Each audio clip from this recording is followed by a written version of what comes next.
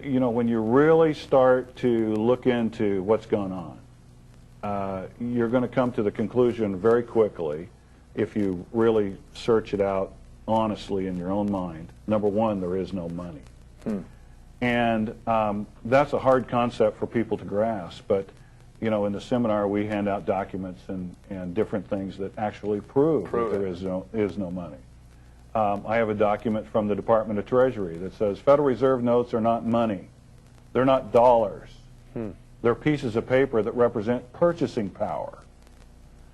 Now, you just about have to understand lawyer speak to understand what that just said. And then you get into what the definition of is. Right, yeah, we have a president, or had one anyway, that taught us that one. Yes, and everybody needs to, if you're going to look at this process of what we do, you have to get the book that defines the terms that we're using, and that's a law dictionary. And we like to use Black Sixth, although it's not the definitive, it pretty well tells the story that we're telling.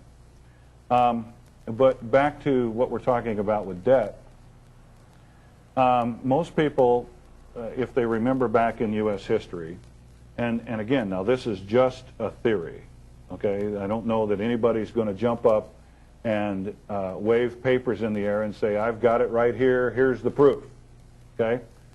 But we also believe that nothing happens by coincidence. So if you take the theory that nothing happens by coincidence, and you start at September 17th, 1789.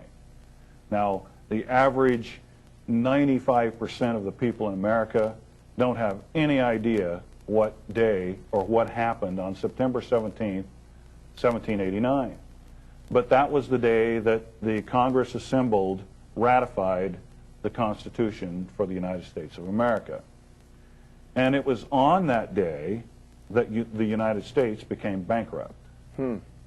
Because within that Constitution, there's a clause that says all debts or engagements that were entered into before this agreement, this Constitution, are as valid against the United States afterwards as well as before. Well, if we go back and search out history, we know that the United States, under an interesting title of Benjamin Franklin's called Minister Plenipotentiary, borrowed a sum of money in gold, which is very important, from the King of France. And we have that treaty. And it was to be paid back at a particular time, and this happened in the 1770s. The agreement was made to repay in, I think it was 1782. And upon the, it was never, they didn't even make the interest payments. The country was broke. That was one of the reasons they were reassembling the Congress and rewriting the Articles of Confederation, because there was no fluid medium of exchange. If you lived in Rhode Island and you were trying to sell something in Pennsylvania, your money and your goods wasn't any good in Pennsylvania. And so one of the things that they had to do was get a common currency. And if there wasn't anything else that they had to do, it was that. And so that is the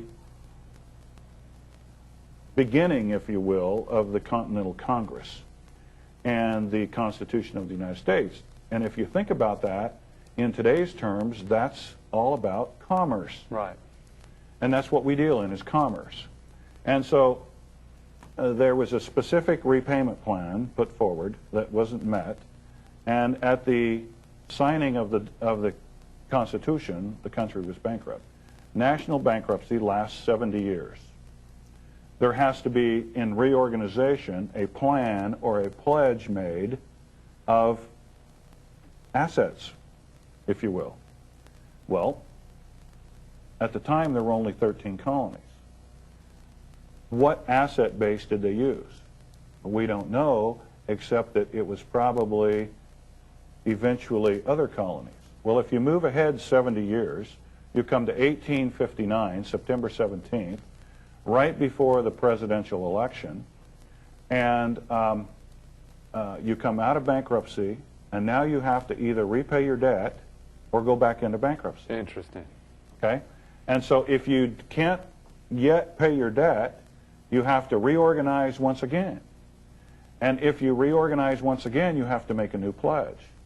So if they had telephones then, the phone would ring from Abraham Lincoln to Jefferson Davis in the South and say, President Davis, this is President Lincoln, and we need what you have. And President Davis says, ain't our problem. It's your problem. Well, it's your problem now because we're going to come and get you. And we're going to take everything you have, and we're going to call it the Civil War and say it's over slavery. Well, it's a well-known fact the governor of Maine had 65 slaves. So it wasn't over slavery. It wasn't slavery. I mean, that's a nice history thing, but that's just another rewrite of history. But it was a commerce issue. It was commerce. It's always about money. So Lincoln... You need to say that one more time. It's always about what? It's always about money. Okay? Now, in that context, Lincoln then suspended the Constitution of the United States in 1861, and the Civil War was declared. Now, with that suspension comes in what we now know as executive orders. If you trace back executive orders, the first one was written in 1861. The only way they can write an executive order then and now is if the Constitution of the United States is suspended. So, therefore, we come back modern day, if you mention your constitutional rights one more time in my courtroom, I'm going to put you in jail for contempt, because there is no such thing. Okay? So, now we need a new pledge. Lincoln, to his credit, figured it out, I believe, before the end of his term. And that's why he was killed. First thing he did was print greenbacks.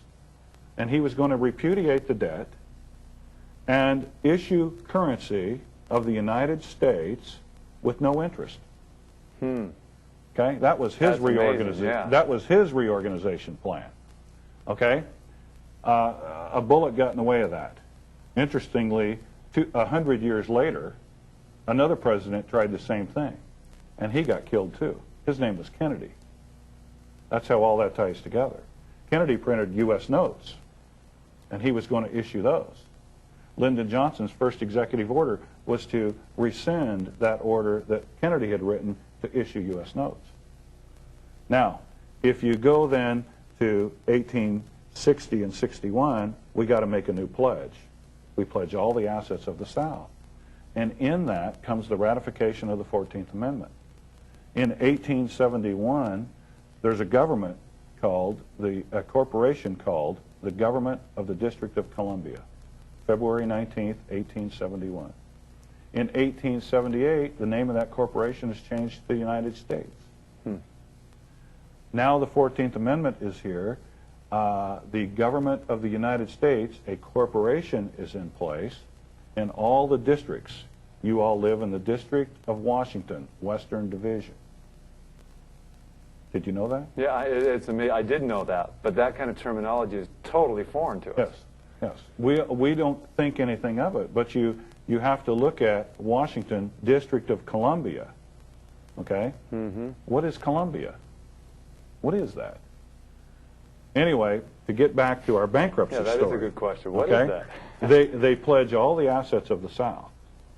All the gold, all the agriculture, everything. The South was paid for. They had everything. The North was bankrupt because that was where all the industry was. There was nobody, it was cold, there's no money, the bankers are squeezing them. So you go into bankruptcy again, you pledge all the assets of the South, and now you jump forward to September 17th, 1929. 45 days before October 29th, 1929. When everybody knows what happens then, the stock market crashes. Roosevelt gets elected in 1932, and the first thing he does for the first approximately 100 days is rewrite everything in this country. He stacks the Supreme Court to back every decision he makes as constitutional, but there's a problem. There's got to be another pledge made because we're still in reorganization. Now, if they've pledged the South And in 1929, they recaptured all the land because all the farmers went bankrupt, and the banks held all the paper. What is there left to pledge? The only thing left is the people. Well, how do we do that? Well, if you study the advent of the birth certificate,